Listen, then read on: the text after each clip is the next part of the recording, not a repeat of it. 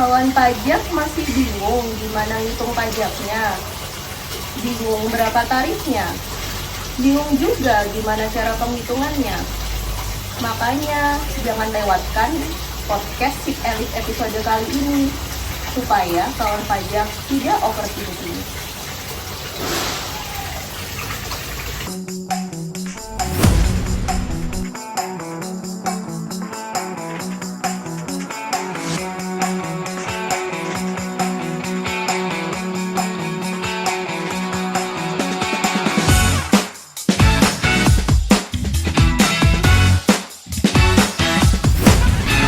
Kita kulik, karena pajak tidak pelik.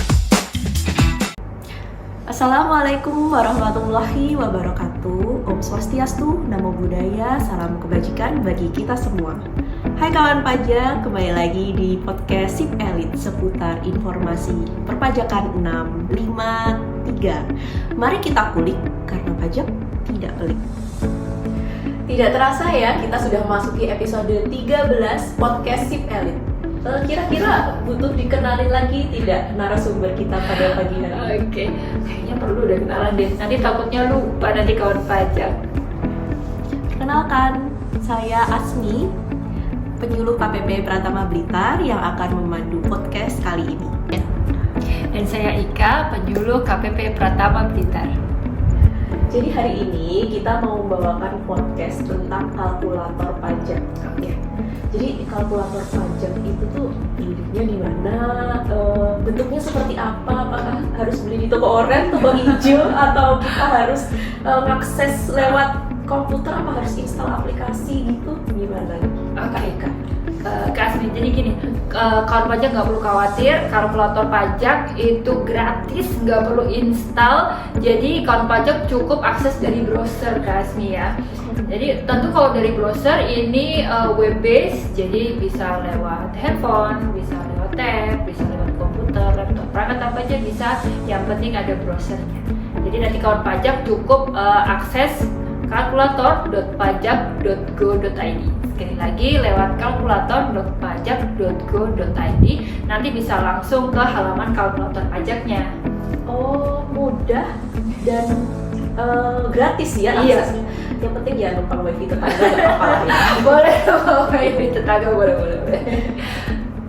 Nah, dikarenakan masih banyak yang bertanya, kayak ini hitungnya gimana, berapa sih, terus ini tuh masuk pajak apa, maka dibuatlah kalkulator pajak ini untuk memudahkan kawan pajak menghitung berapa pajak yang harus dibayarkan. Wah, ternyata semakin mudah ya Kak Ika. Nah, bagi kawan pajak yang masih kebingungan bagaimana cara menghitung pajaknya, tinggal akses saja di kalkulator.pajak.go.id. Jadi, kalkulator pajak ini tuh sebenarnya sudah ada sejak kapan sih Kak Ika? Oke, Kasmi, sebenarnya kalkulator pajak sudah ada sejak tanggal 19 Januari 2024, sudah cukup lama ya. Tapi hit-rate-nya tuh masih rendah, artinya tuh yang mengakses tuh belum terlalu banyak gitu sampai sekarang. Atau mungkin malah sebenarnya kawan pajak udah banyak yang pro, jadi udah nggak perlu lagi pakai kalkulator pajak. Bisa jadi, kalau soal itu kita bersyukur ya, artinya sudah banyak kawan pajak yang melek tentang sudah tahu caranya ngitung pajak. Tapi nih Kak Ika, buat kawan pajak yang kira-kira masih overthinking nih, kira-kira hitungan pajaknya ini tuh sudah benar atau belum? Nah, di kalkulator pajak itu tuh isinya apa aja sih? Oke, di kalkulator pajak ya sekarang itu sudah ada penghitungan untuk PPh pasal 21, pasal 22, pasal 23, 4 ayat 2, PPh pasal 15, kemudian PPh badan, PPN, dan PPNBM. Oh, banyak sekali, ada 8 ya. Iya, sudah cukup lengkap sebenarnya. Terus tapi kalau misalnya untuk penghitungan yang itu baru itu yang PPh pasal 21 gitu, kira-kira sudah ada atau belum? Oh, jangan khawatir, penghitungan TER sudah ada. Jadi kalkulator pajak yang saat ini sudah mengakomodir sesuai dengan ketentuan yang terbaru. Wah, jadi kalau ngitung penghasilan punya insentif, tunjangan atau bonus, udah bisa dong? Bisa, aman. Nah, kalau kawan pajak perhatikan gambar di samping, maka ada dua skema penghitungan. Yang pertama adalah gross dan yang kedua adalah gross up. Untuk penghitungan gross artinya karyawannya sendiri yang nanti menanggung pajak penghasilannya. Nah, kalau untuk yang gross up, artinya pajak ditanggung oleh perusahaan dalam bentuk tunjangan pajak. Wah, asik ya, pajaknya ditanggung perusahaan. Terus gimana caranya menghitung PPh 21-nya, Kak? Kita simulasikan ya. Misal, Tuan Ari adalah karyawan dengan gaji 4 juta per bulan. Tuan Ari belum memiliki tanggungan, belum menikah ya. Nah, caranya untuk menghitung di kalkulator pajak, silahkan nanti isikan penghasilan brutonya, kemudian pilih PTKP-nya, yaitu TK0, kemudian silahkan isikan kode keamanan, lalu klik tombol warna oranye yang tulisannya hitung. Selesai deh. Isi penghasilan 4 juta, status PTKP-nya TK0, kemudian ketika dihitung tarifnya 0%, SPT 21-nya nihil. Iya. Oh begitu, Kak? Iya, karena Tuan Ari tadi penghasilannya kan cuma 4 juta tuh ya. 4 juta itu masih di bawah penghasilan tidak kena pajak. Jadi PTKP untuk yang paling rendah nih Kak, paling dasar nih ya, itu kan 54 juta setahun atau 4,5 juta per bulan.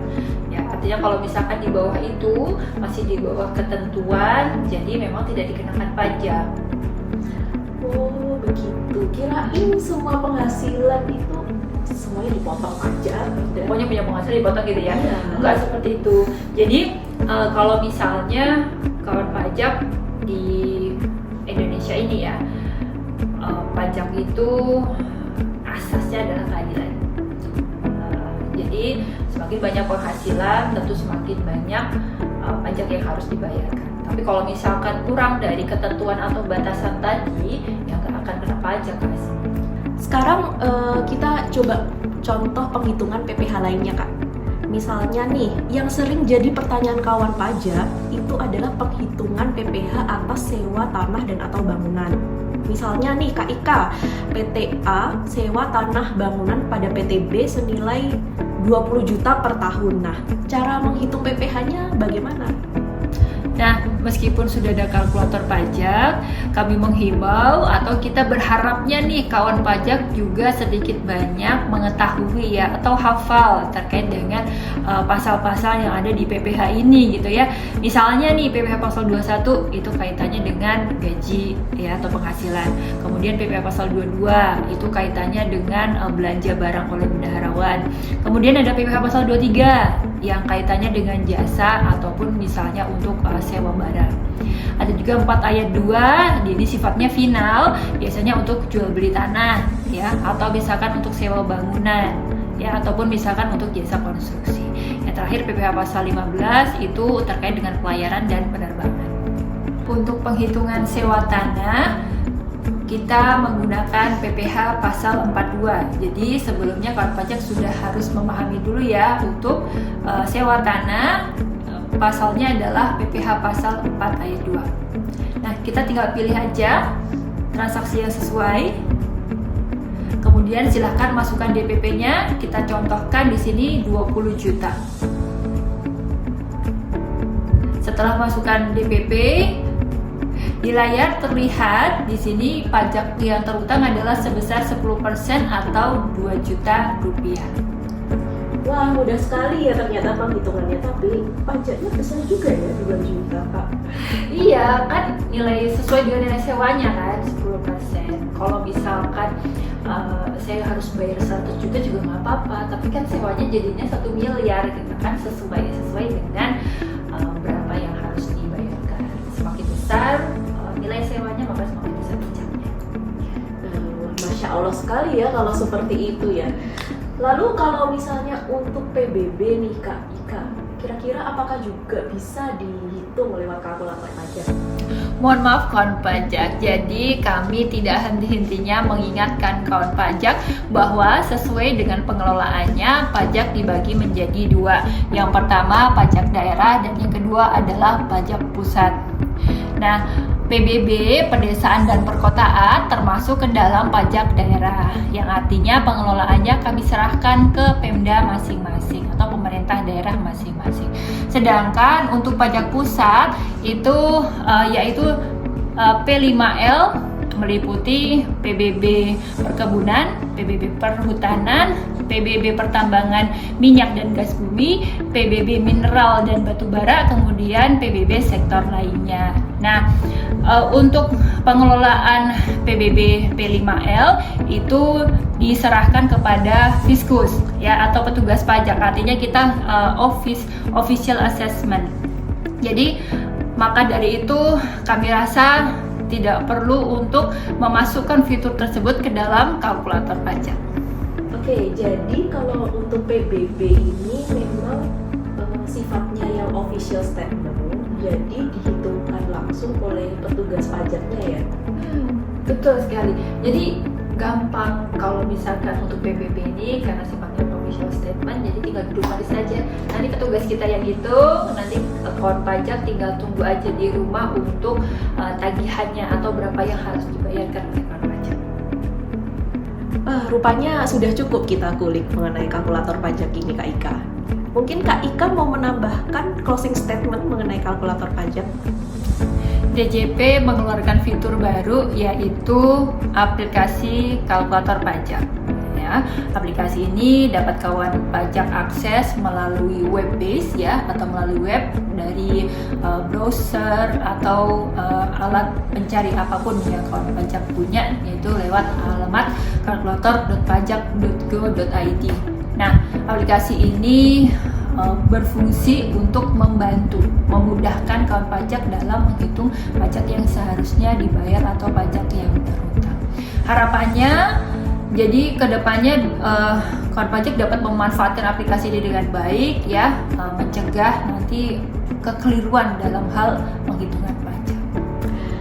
Oke, sip banget pembahasan kita kali ini. Singkat, padat, dan semoga dapat menambah wawasan baru bagi kawan pajak. Nah, kawan pajak tidak perlu khawatir. Sekarang DJP sudah mengeluarkan kalkulator pajak yang sudah bisa kawan pajak akses melalui kalkulator.pajak.go.id. Dan kalkulator pajak ini merupakan salah satu alternatif bagi kawan pajak untuk menghitung berapa kewajiban kawan pajak yang akan dibayarkan atau disetorkan. Nah, apabila kawan pajak memiliki pertanyaan, kawan pajak bisa datang langsung ke KPP Pratama Blitar di hari dan jam kerja setiap Senin sampai dengan Jumat pukul 8 sampai pukul 16, atau kawan pajak juga bisa melakukan chat kepada kami di nomor 0812 5941 8451. Terima kasih kepada kawan pajak yang sudah menyaksikan podcast kita kali ini. Kami juga memohon maaf kepada kawan pajak apabila pada kata dan penyampaian kami ada yang kurang berkenan. Kami juga mengingatkan kepada kawan pajak untuk tetap stay tune di podcast-podcast kami, karena kami akan menyajikan podcast tentang aturan perpajakan dan materi perpajakan yang menarik lainnya. Jangan lupa kawan pajak untuk tetap menjaga kesehatan ya. Nantikan podcast-podcast kami berikutnya. Mari kita kulik karena pajak tidak pelik. Wassalamualaikum warahmatullahi wabarakatuh.